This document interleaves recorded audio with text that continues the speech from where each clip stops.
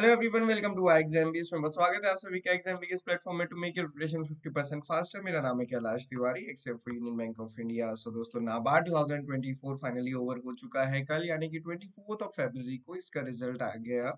Finally जो students का selection होना था वो हो चुका है। बहुत कॉन्ग्रेचुलेशन उन स्टूडेंट्स को और बाकी स्टूडेंट्स को भी जिन्होंने इसको टारगेट किया, एप्लीकेशन फॉर्म फिल किया, प्रीलिम्स दिया, मेंस दिया, किसी का सिलेक्शन मेंस में हुआ, फिर कुछ का नहीं हुआ, फिर सिमिलरली इंटरव्यू और फाइनली कुछ स्टूडेंट्स का सिलेक्शन हुआ और बहुत कॉन्ग्रेचुलेशंस। बहुत सारे स्टूडेंट्स का नहीं भी हुआ। तो दोस्तों, आपको ये हमेशा एनालाइज करना है कि आपकी प्रिपरेशन कैसी थी। और क्योंकि जिन भी स्टूडेंट्स का सिलेक्शन हुआ है, बहुत कुछ स्टूडेंट से बात करने का मौका मिला, तो उनसे पता भी चला है कि ऐसा भी नहीं था कि सबका फर्स्ट टाइम ही ये था।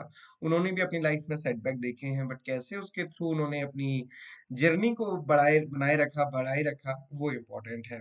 सो हमेशा ये चीज होता है, जो हो गया वो तो हो गया, उसमें क्योंकि कुछ चेंज नहीं हो सकता। बस ये हो सकता है कि आगे के लिए बेटर हो सकता है। वही हम देखेंगे कि अब नेक्स्ट आगे के लिए क्या मेजर लर्निंग है। चाहे जो स्टूडेंट्स इसको पहली बार देंगे या फिर दोबारा देंगे, आपको हमेशा ध्यान रखना है। सबसे पहले तो जो एक इम्पोर्टेंट चीज है वो है पॉजिटिव आउटलुक। तो मैं हमेशा कहता हूँ, जब आप कभी भी आगे बढ़ रहे हैं, किसी भी एक चीज को सेलेक्ट कर रहे हैं, तो उसको सेलेक्ट करने में हजार बार सोचिए कि करना है कि नहीं करना है। और जब एक बार डिसाइड कर लिया, तो बस फिर उस पे चलना है। फिर इफ बट नहीं होना चाहिए। ये इफ बट करने के लिए आपको हजार बार करना है इफ बट, उसके बाद फिर जो भी आपने सेलेक्ट किया उस पे चलना है। तो दोस्तों, मेजर लर्निंग की अगर हम बात करेंगे, तो आपने देखा कल ये सेलेक्टेड स्टूडेंट्स का रिजल्ट आया। वेट लिस्टेड कैंडिडेट्स की अभी लिस्ट उन्होंने दी हुई है।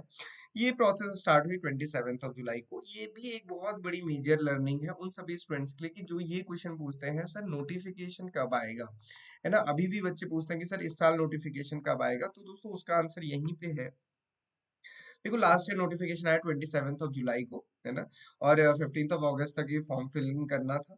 और जो इसका प्रीलिम्स का एग्जामिनेशन था वो 1 ऑफ सितंबर को था। तो लगभग लगभग हम कह सकते हैं कि पिछले इतिहास में अगर आप देखेंगे historical data of NABARD examination, ये फर्स्ट टाइम हुआ जिसमें नियरली 30 to 35 डेज मिले प्रीलिम्स के लिए। Otherwise 45 plus days, 50 plus days ही मिलते थे प्रीलिम्स के एग्जामिनेशन के लिए नोटिफिकेशन आने के बाद।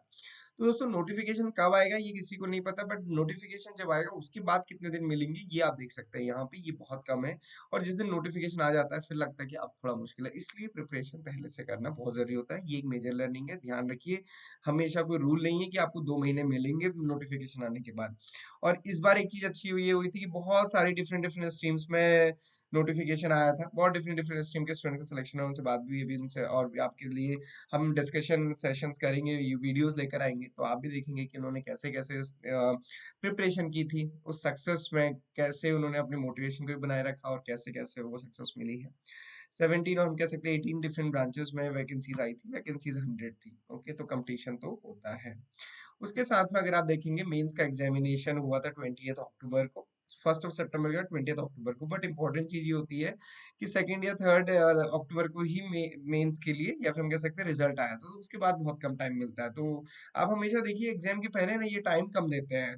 तो ऐसा नहीं कि बहुत टाइम दे दिया, बहुत बढ़िया प्रिपरेशन कर लेंगे, ऐसा नहीं होता। सिमिलरली फिर इंटरव्यू, वो उसका भी कुछ टाइम पहले ही पता चलता है, और जनवरी में ही पता चला था। फिर इंटरव्यू शुरू हुए और फिर अभी इंटरव्यू 20th को ही खत्म हुए थे और 24th को रिजल्ट आ गया। तो ध्यान रखिए कि यहाँ पे फिक्स टाइमलाइन नहीं है और हमेशा वो सरप्राइज की तरह चलता है। तो आपको ये बहुत ध्यान रखना है कि जब आप प्रिपरेशन करें, तो ये सारी चीजें अपने ध्यान में रखे रखें। ओके, तब आपको ये क्लियर, 2024 की रिक्रूटमेंट का मंथ जुलाई था। 28 जुलाई से ये शुरू हुआ। 100 वैकेंसीज थी। 1 सितंबर, 20 अक्टूबर, 24 फरवरी। पिछले 3 नोटिफिकेशंस को भी देखेंगे तो लगभग लगभग यही चीजें चल रही हैं। अब बच्चे पूछते हैं नेक्स्ट कब आ सकता है। दोस्तों, उसके बारे में एग्जैक्ट इन्फॉर्मेशन तो नहीं, बट आप प्रीवियसली देख सकते हैं कि अगेन फरवरी में खत्म होने के बाद ये सितंबर में आया था, या उससे पहले हम देखेंगे अप्रैल में खत्म हुआ था तो भी जुलाई में आ गया था। तो ऐसा कुछ नहीं है कि कोई रूल है, कभी भी आ सकता है। बट ये है कि जनरली 2-4 महीने में आ ही जाता है। तो हो सकता है कि इस बार फिर से जुलाई में आ जाए, जून में भी आ जाए, या फिर अगस्त में आए। आपको पहले से प्रिपरेशन करनी है। नोटिफिकेशन हर साल आता है, ये थोड़ा सा ध्यान रखना है कि प्रिपरेशन करने का टाइम। देन उसके बाद कंपटीशन देखिए, दूसरी इंपॉर्टेंट चीज देखिए, ये डिसिप्लिन है। 17-18 डिसिप्लिन थे और यहाँ पे वैकेंसीज के अगेंस्ट में कितने कंपटीशन था ये मैंने मेंशन किया है। जनरल में 52,000 बच्चों ने अप्लाई किया था। हालांकि कंपटीशन अगर आप देखेंगे, कंपैरेटिव एनालिसिस करेंगे तो कम हो रहा है हर साल, क्योंकि आई डोंट नो कि रीजन क्या है, बट ये भी होता है कि अब जब एग्जामिनेशन नोटिफिकेशन आ जाता है उसके बाद बच्चों को लगता है कि अब तो टाइम कम बचा है, और जितने बच्चों ने फॉर्म फिल किया उसके बाद देने भी लगभग ना 55% बच्चे या 60% बच्चे देने जाते हैं। ये भी ध्यान रखिएगा, इसलिए मैं हमेशा कहता हूँ जो सीरियस बच्चे हैं ना, वो आपको पता करना ना, यहाँ पे एक डेसिमल के बाद पॉइंट लगा लीजिए, आपको पता चलेगा इतने सीरियस बच्चे हैं।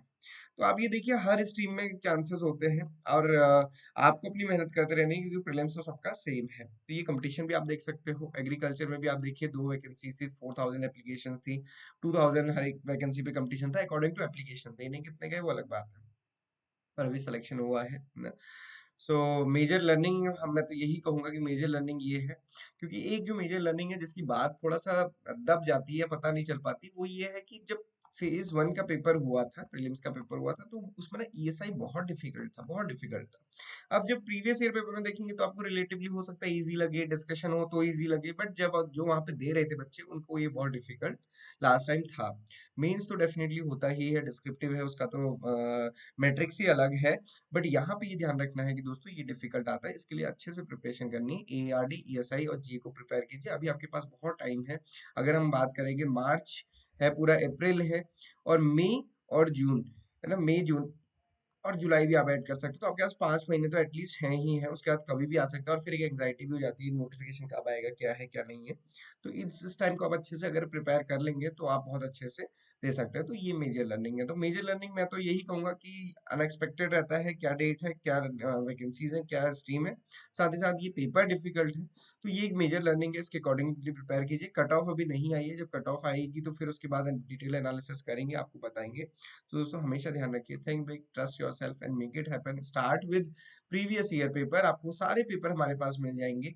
तो प्रीवियस ईयर पेपर से स्टार्ट कीजिए, बहुत अच्छे से अपनी प्रिपरेशन कीजिए, किसी भी डाउट क्वेरी क्वेश्चन के लिए एग्जाम भी आपके पास है। Exam is the only platform which is providing the regular guidance of NABARD, RBI, जितने भी रेगुलेटरी एग्जामिनेशंस हैं, AIFIs हैं, और आप देखेंगे कंटिन्यूअसली हर साल सिलेक्शंस भी होते हैं, डेफिनेटली उसमें बच्चों की भी बहुत बड़ी मेहनत होती है, और हम हर एक जो स्पेसिफिक रेगुलेटरी एग्जामिनेशन है उसके लिए आपको सोल्यूशन, या हम कह सकते हैं आपको उसके लिए कंटेंट प्रोवाइड करते हैं, सो दैट कि आपका सिलेक्शन हो सके। So, किसी भी डाउट क्वेरी क्वेश्चन के आप हमें कनेक्ट कर सकते हैं। This is all for today. बाकी आगे हम डिटेल डिस्कशन करेंगे, वर्कशॉप करेंगे, आप अपनी पढ़ाई कीजिए, बहुत अच्छे से शुरू कर दीजिए। कोर्स लेना, आप एग्जाम से कोर्स ले सकते हैं, आप डेमो देख सकते हैं, वीडियोस देखिए, और फिर अपनी प्रिपरेशन बहुत अच्छे से कीजिए। This is all for today, thank you for watching this video and have a great day.